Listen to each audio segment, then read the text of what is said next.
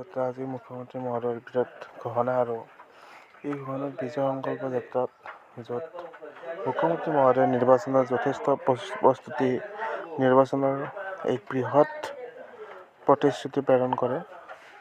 ঢকুৱাখানা সমষ্টিৰ যি নৱনিৰ্বাচিত প্ৰাৰ্থী বিজেপি দলৰ নৱকুমাৰ দলে যে ঢকুৱাখানা সমষ্টিৰ পৰা তেওঁ প্ৰতিনিধিত্ব কৰিব আৰু তাৰ নৱদলৰ এগেইনষ্টত মাননীয় মুখ্যমন্ত্ৰী মহোদয় নিৰ্বাচনী প্ৰচাৰ কৰিব আৰু নিৰ্বাচনী প্ৰচাৰত মুখ্যমন্ত্ৰী মহোদয়ে বিভিন্ন ধৰণৰ নিৰ্বাচনী প্ৰতিশ্ৰুতি দিয়ে যে আগন্তুক যেতিয়া বিজেপিৰ দিনৰ চৰকাৰ আহিব তেতিয়া এই ঢকুৱাখানা সমষ্টিত কি উন্নয়ন কৰিব তাৰে লৈ এক বৃহৎ মন্তব্য ঘোষণা কৰে আৰু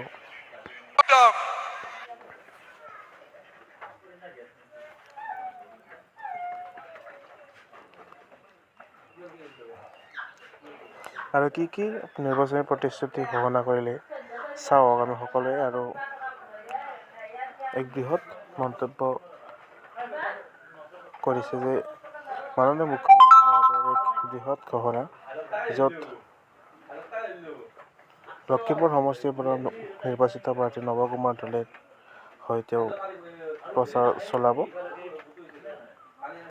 এক বৃহৎ নিৰ্বাচনী যাত্ৰা কৰি বিপুল ভোটত জয়লাভ হোৱাৰ কাৰণে তেওঁ অংশগ্ৰহণ কৰে এই সভাখনত আৰু কি ক'লে চাওকচোন নিৰ্বাচনী প্ৰচাৰ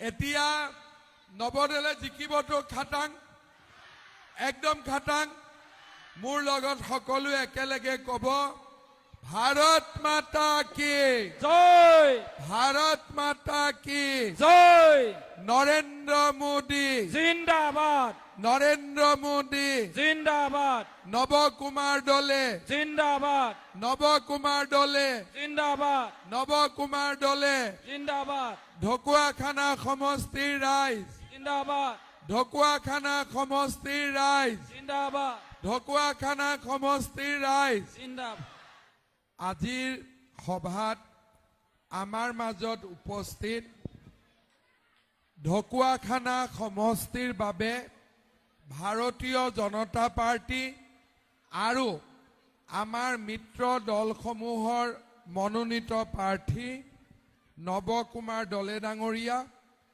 মিচিং স্বায়ত্তশাসিত পৰিষদৰ অধ্যক্ষ সুনীল পেগু ডাঙৰীয়া আমাৰ বিজেপিৰ ঢকুৱাখানা জিলাৰ সভাপতি স্বৰূপ কোঁৱৰ ডাঙৰীয়া সন্মিলিত গণশক্তি অসমৰ সভাপতি নৰনাথ চণ্ডী ডাঙৰীয়া অসম গণ পৰিষদৰ সভাপতি দুলাল দত্ত ডাঙৰীয়া জিলা পৰিষদৰ সভানেত্ৰী সোনিয়া বৰগোহাঁই ডাঙৰীয়ানী সুনীল দলে মহেশ দলে ইন্দ্ৰ কুমাৰ চুংক্ৰাং প্ৰদীপ চমুৱা বসন্ত শইকীয়া জয়ন্ত শইকীয়া ঘনশ্যাম দলে চূড়ামণি বৰা মৃগম পেগু বিষ্ণু দত্ত শোভন দত্ত ৰাজীৱ দাস আৰু ভূপেন কামানকে আদি কৰি মঞ্চত উপবিষ্ট বিশিষ্ট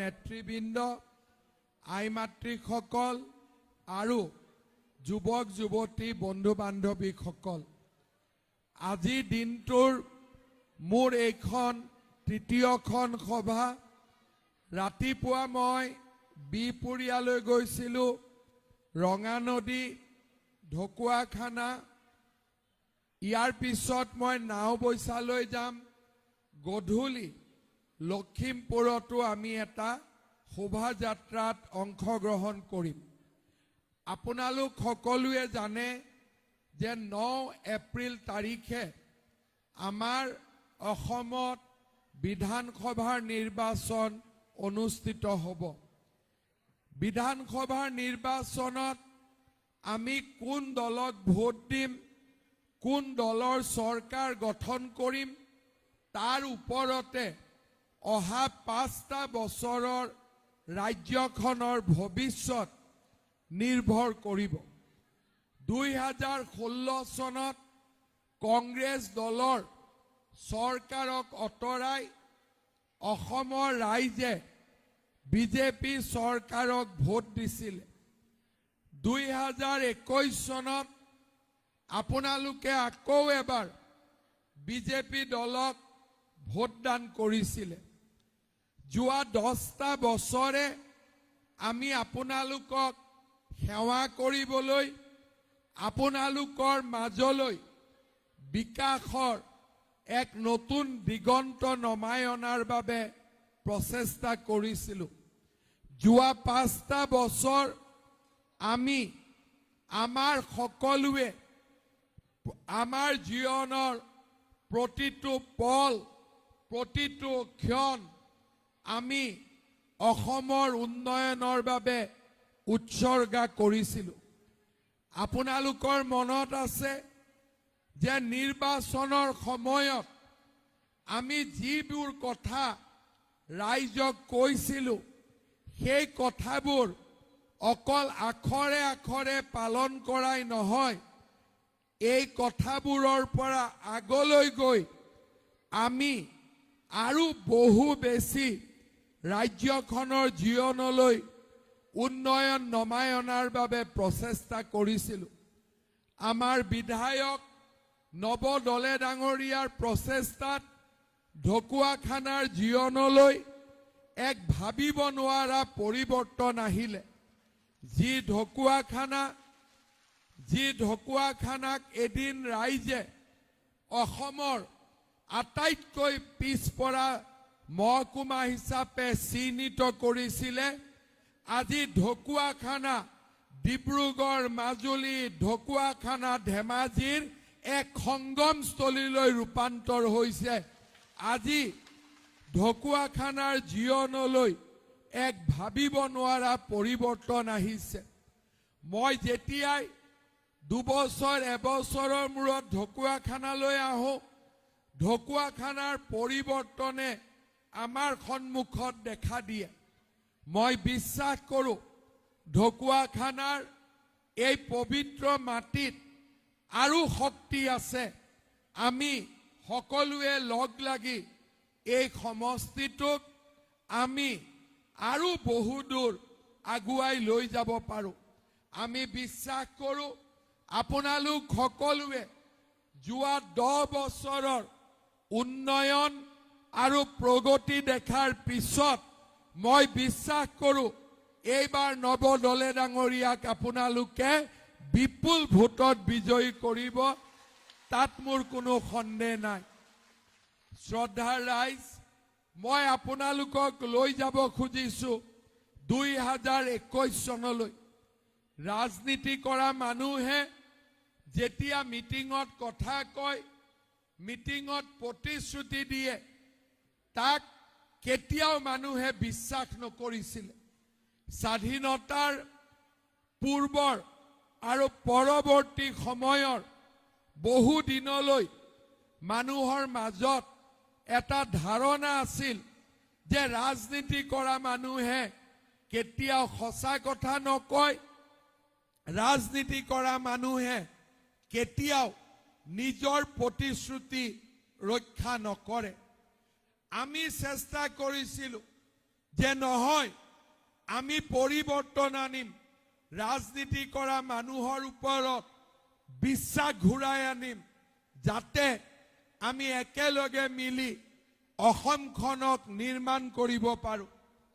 যোৱা কোভিডৰ পৰিৱেশৰ মাজতেই হওক, আন যিকোনো পৰিৱেশৰ মাজত আপোনালোকে আমাক দেখিছিলে দিনে নিশাই আমি ৰাইজৰ সন্মুখত আৰু ৰাইজৰ লগত আমি থিয় দিছিলোঁ।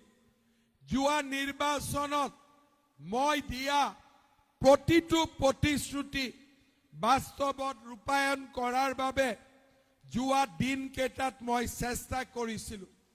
ৰাইজক মই কৈছিলোঁ যে ৰাইজ বিজেপিক ভোট দিয়ক, 1 লাখ যুৱক যুৱতীক আমি চৰকাৰী চাকৰি দিম। বিৰোধী পক্ষই মোক হাঁহিছিলে, আৰু বিধানসভাত মোক কৈছিলে 1 লাখ চাকৰি কেতিয়া দিব। মই তেওঁলোকক কৈছিলোঁ যে মই ৰাজনীতিলৈ পৰিৱৰ্তন আনিব বিচাৰো। কিবা কথা যদি কৈছো তাক হাতে কামে কৰি আমি দেখুৱাব বিচাৰো। চাওঁতে চাওঁতে 5 বছৰ পাৰ হ'ল। টেট হ'ল, পুলিচৰ নিযুক্তি হ'ল, এডিআৰই হ'ল, লোকসেৱা আয়োগত নিযুক্তি হ'ল, আৰু চাওঁতে চাওঁতে 1 লাখ চৰকাৰী চাকৰিৰ জাগাত 1,65,000 যুৱক যুৱতীয়ে চৰকাৰী চাকৰি পালে। শ্ৰদ্ধাৰ ৰাইজ, স্বাধীনতাৰ পিছত এয়া প্ৰথমবাৰৰ বাবে হৈছে যে এটকাও ঘোষ নিদিয়াকৈ দুখীয়া মানুহৰ ল'ৰা, বিধৱা মানুহৰ ছোৱালী আৰু একেবাৰে ভিতৰৰ গাঁৱৰ কন্যা সন্তানজনীয়েও 1 টকাও কাকো ঘোষ নিদিয়াকৈ চৰকাৰী চাকৰি পাবলৈ সক্ষম হৈছে।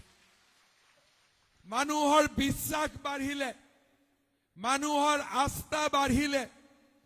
আশীৰ্বাদ যাত্ৰাত মই যেতিয়া ৰাইজৰ মাজত গৈছিলোঁ, নিকা নিযুক্তি পোৱা ল'ৰা ছোৱালীয়ে মোক সাক্ষাৎ কৰিছিলে। তেওঁলোকৰ দেউতাক মাকে মূৰৰ চুলি ছিঙি আমাক আশীৰ্বাদ কৰিছিলে। তেতিয়াই মই মনত ভাবিছিলোঁ যে আমি 1,65,000ত থমকি ৰ'ব নোৱাৰো। অসমৰ যুৱক যুৱতীৰ আশা আৰু আকাংক্ষাক আমি বাস্তৱত ৰূপায়িত কৰিব লাগিব। পিতৃ মাতৃৰ মুখলৈ আমি হাঁহি বিৰিঙাব লাগিব। আৰু সেয়েহে আজি এই ঢকুৱাখানাৰ পবিত্ৰ মাটিত থিয় হৈ মই আপোনালোকক আকৌ এবাৰ প্ৰতিশ্ৰুতি দিছোঁ, এইবাৰ আমাৰ চৰকাৰ আহিলে আমি 1 লাখ নহয় 2 লাখ ল'ৰা ছোৱালীক আমি চৰকাৰী চাকৰি দিম। 2 লাখ ল'ৰা ছোৱালীক চৰকাৰী চাকৰি দিম। 1 টকাও ঘোষ নলওঁ। কোনেও তামোল এখন খুৱাব নালাগে। মাত্ৰ আমাৰ অসমৰ পিতৃ মাতৃ, যুৱক যুৱতীৰ মুখলৈ হাঁহি আৰু আনন্দ আহিব লাগে। এইবাৰ কংগ্ৰেছে মোক নকয় যে এই 1 লাখ মিছাই কৈছে, কাৰণ আমি প্ৰমাণ কৰিলোঁ যে ৰাইজৰ আশীৰ্বাদ থাকিলে আমি অসম্ভৱকো সম্ভৱ কৰিব পাৰোঁ।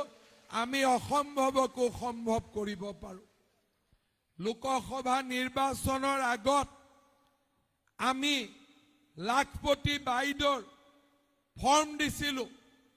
বিৰোধীয়ে কি কৈছিল যে হিমন্ত বিশ্ব শৰ্মাই মহিলাসকলক ঠগাব। তেওঁলোকে কৈছিল যে 10,000 টকা 40 লাখ মহিলাক 4,000 কোটি টকা দিব। চৰকাৰে ক'ত টকা পাব? চৰকাৰটো ধাৰত পুত গৈ আছে। আপোনালোকক ক'ৰ পৰা 10,000 টকা দিব? কিন্তু আমি আকৌ এবাৰ প্ৰমাণ কৰিলোঁ যে যদি কাৰোবাৰ ইচ্ছা থাকে, আই মাতৃসকলক অন্তৰৰ পৰা ভাল পায়, অসম্ভৱো সম্ভৱ হ'ব পাৰে। আৰু আজি আমি সকলো আই মাতৃক 40 লাখ অসমৰ আই মাতৃৰ হাতত আমি 10,000 টকাকৈ তুলি দিলোঁ। যেতিয়া মই উদ্যমিতা অভিযানৰ পুঁজি বিতৰণ কৰিবলৈ ঢকুৱাখানালৈ আহিছিলোঁ, আই মাতৃসকলৰ উৎসাহ আৰু উদ্দীপনা দেখি মই নিজে আচৰিত হৈছিলোঁ।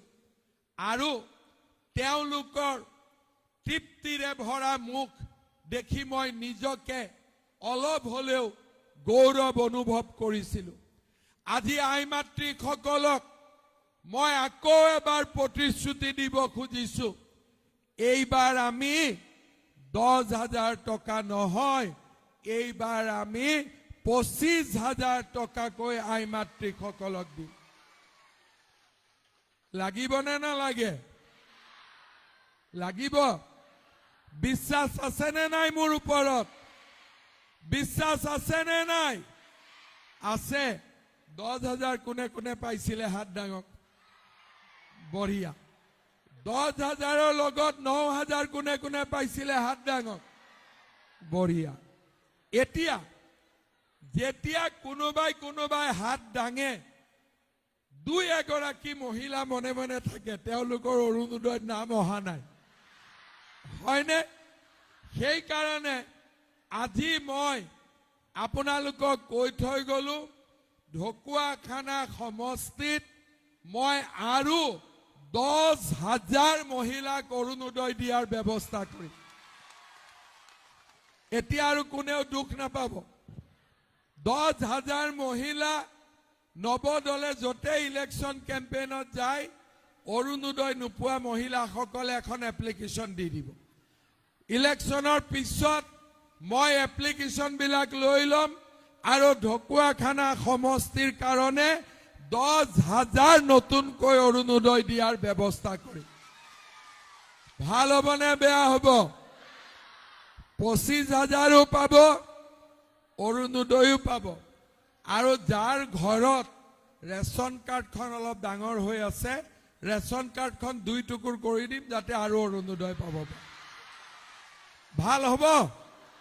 পাক্কা ভাল হ'ব?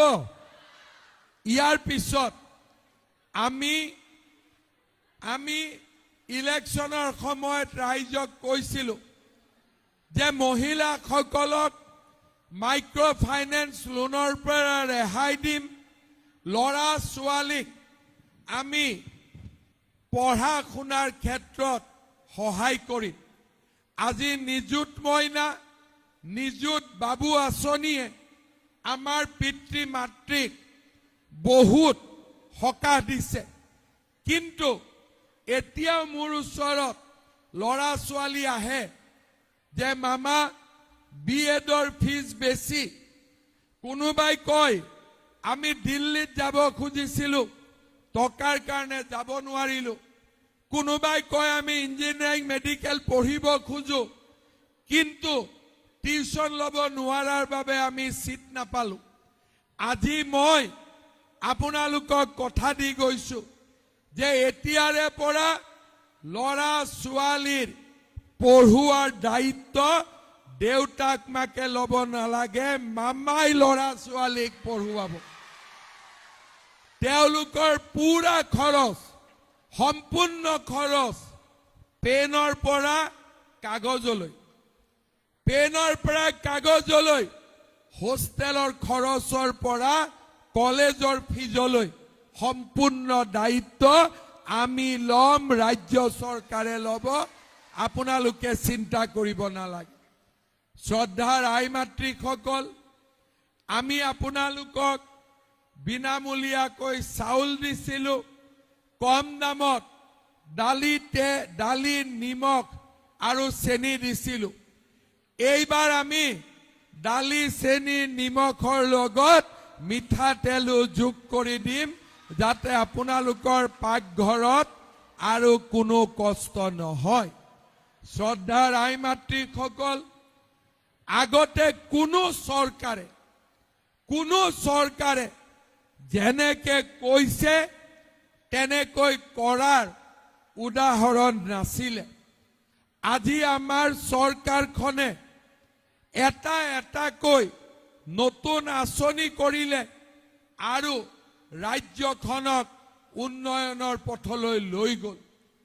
ঢকুৱাখানাত আমাৰ আহোম, চুতীয়া এই লোকসকলে মাটিৰ পট্টা পোৱা নাছিল।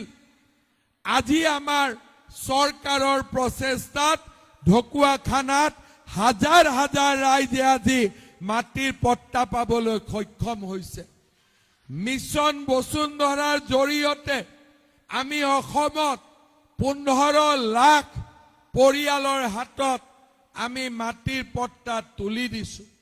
আজি আমি ৰাইজক ক'ব খুজিছো, মাটিৰ পট্টা হ'ল এইবাৰ আমাৰ লক্ষ্য হ'ব যিসকলে প্ৰধানমন্ত্ৰীৰ আৱাস যোজনাৰ ঘৰ পোৱা নাই তেওঁলোককো যাতে প্ৰধান ঘৰ শ্ৰদ্ধাৰ ৰাইজ চৰকাৰী চাকৰিৰ পৰা উদ্যমিতাৰ পৰা আত্মসংস্থাপনলৈকে আমাৰ চৰকাৰে অসমৰ ৰাইজৰ স্বাৰ্থত নিৰন্তৰভাৱে কাম কৰি আহিছে। যোৱা বছৰটোত আমি 1 লাখ ল'ৰা ছোৱালীক 2 লাখ টকাকৈ আমি সহায় কৰিছিলোঁ ব্যৱসায় বাণিজ্য কৰাৰ বাবে।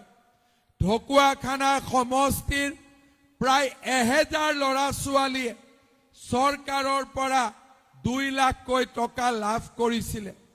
আশীৰ্বাদ যাত্ৰাত মোক বহুত ল'ৰা ছোৱালীয়ে দেখুৱাইছিলে যে মামা আপোনাৰ টকা দি আমি এই দোকানখন কৰিছোঁ।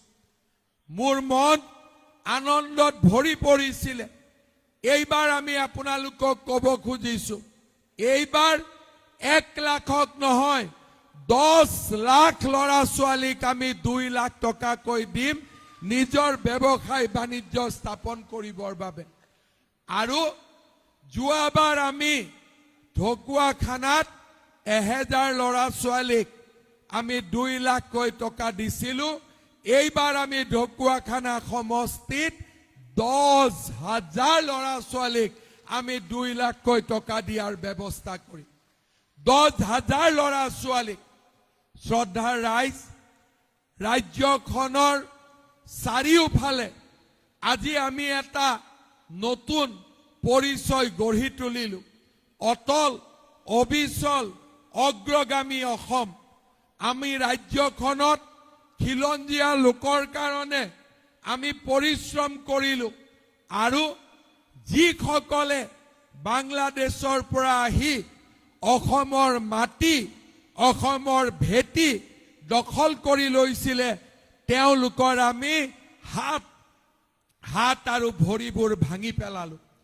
এইবাৰ আমি অসমৰ ৰাইজক প্ৰতিশ্ৰুতি দিছোঁ এইবাৰ বিজেপি চৰকাৰ অহাৰ পিছত বাংলাদেশী মিয়াক আমি অকল হাত আৰু ভৰি ৰাজনৈতিকভাৱে ভাঙি বহি নাথাকো। এইবাৰ তেওঁলোকৰ আমি মেৰুদণ্ডও ভাঙি দিম যাতে অসমীয়া মানুহৰ ওপৰত তেওঁলোকে কেতিয়াও আৰু ৰঙা চকু দেখুৱাব নোৱাৰে। যোৱা 5 বছৰত বাংলাদেশী মিয়াৰ হাতৰ পৰা আমি 1.5 লাখ বিঘা মাটি আমি উদ্ধাৰ কৰিছিলোঁ।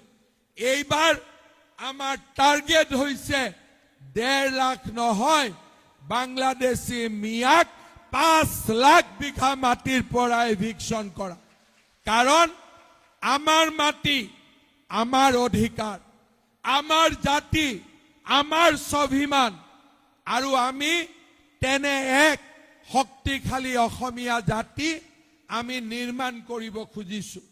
শ্ৰদ্ধাৰ ৰাইজ যোৱা 5টা বছৰত আপোনালোকে দেখিছে ঢকুৱাখানা সমষ্টিত মাজুলীলৈ বগীবিলৰ পৰা মথাউৰি শক্তিশালী কৰা হ'ল। এতিয়া সেই পথটোক আমি ৰাজ্যিক হাইৱেৰ মৰ্যাদা প্ৰদান কৰিব খুজিছোঁ যাতে মাজুলীৰ পৰা ডিব্ৰুগড়লৈ আমি নিৰন্তৰ অহা যোৱা কৰিব পাৰোঁ।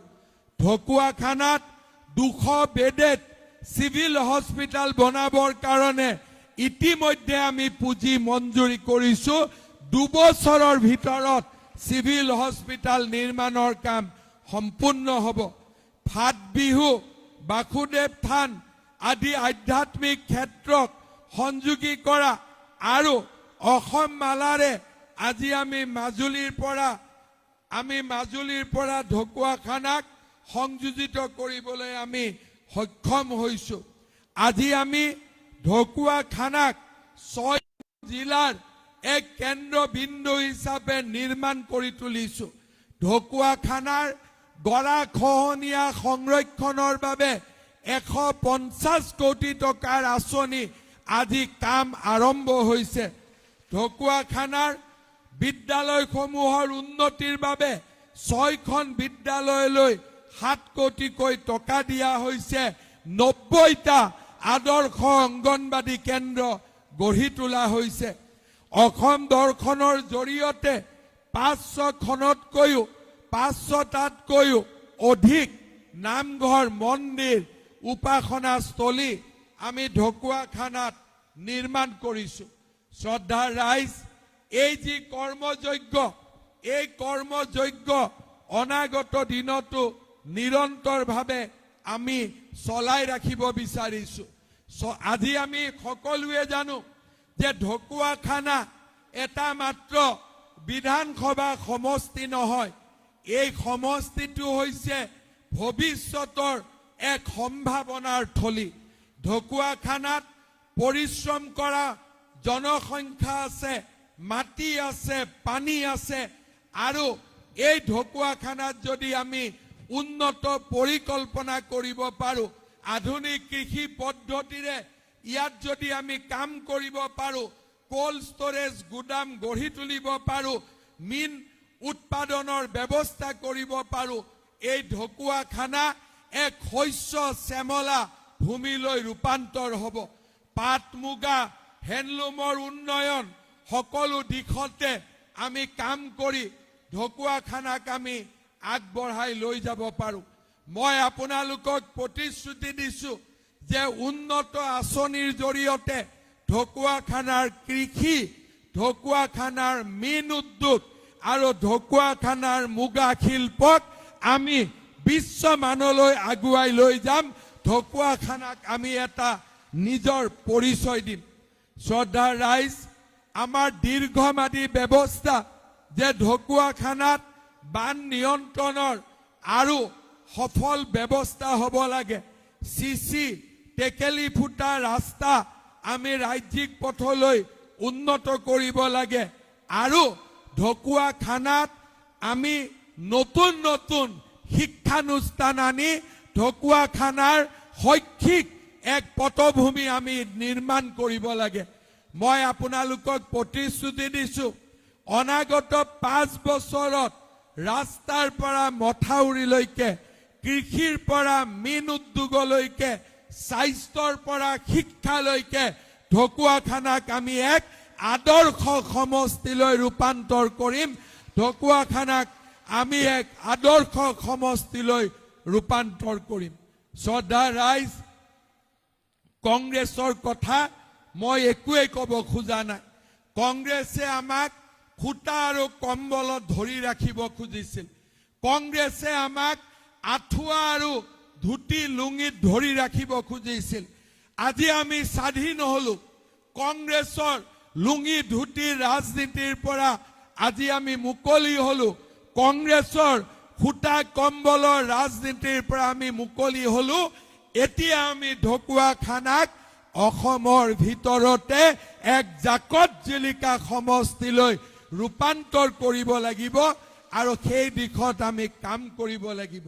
ৰাইজ আপোনালোকৰ প্ৰতিটো ভোটে আমাক সাহস দিব শক্তি দিব মই বিশ্বাস কৰো যে আমি যদি সকলোৱে মাৰ বান্ধো সকলোৱে যদি পণ লওঁ এইবাৰ আমি নৱদলেক 50,000তকৈ বেছি ভোটত জিকাব পাৰো যদি আমি সকলোৱে কষ্ট কৰো 50,000তকৈও বেছি ভোটত নৱদলে জিকিব পাৰে আমি মাত্ৰ কেইটামান দিন পৰিশ্ৰম কৰিব লাগিব 9 তাৰিখলৈকে আপোনালোকে পৰিশ্ৰম কৰিব আৰু 9 তাৰিখৰ পিছত পুৰা 5 বছৰ আমি আপোনালোকৰ কাৰণে পৰিশ্ৰম কৰিম হ'ব এইকেইটা দিন কষ্ট কৰিব নৱদলে 50,000তকৈ বেছি ভোটত জিকাব পাক্কা জিকাব